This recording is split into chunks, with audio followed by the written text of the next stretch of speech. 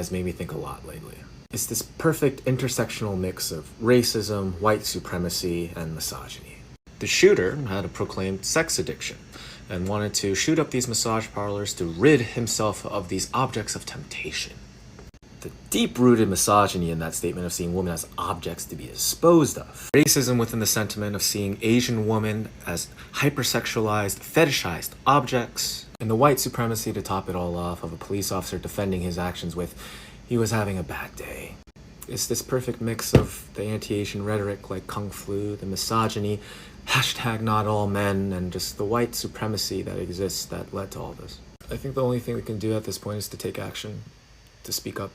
When you see someone being racist, speak up. When you see someone objectifying women, speak up.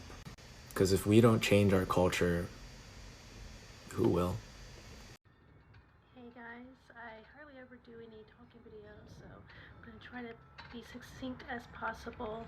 I had to process a lot that happened in Atlanta, and I think it's really important for us to speak out.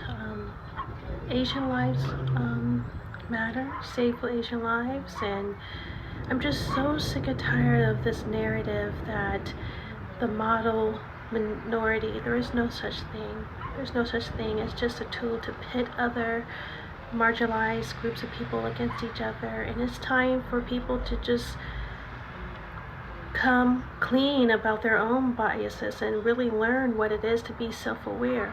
I'm tired of hate. I'm tired of one group of people just thinking they're better than everybody else, because it's time for a change. And I'm going to put different things down in my description. Please. I couldn't fit it in one part, so part two. So I have different resources if you want to know what you can do to help and not just be a performative ally. You don't have to walk in the streets and protest, but you know what you can do? When your family, friends, acquaintances, people you work with say something racist, say something that is making you feel not comfortable, that's when you need to speak up. That's when you can make a small ripple and change and affect the movement right then and there by telling the people around you in your small bubble you're wrong, and stop being complicit and silent. Just stop being silent and speak up.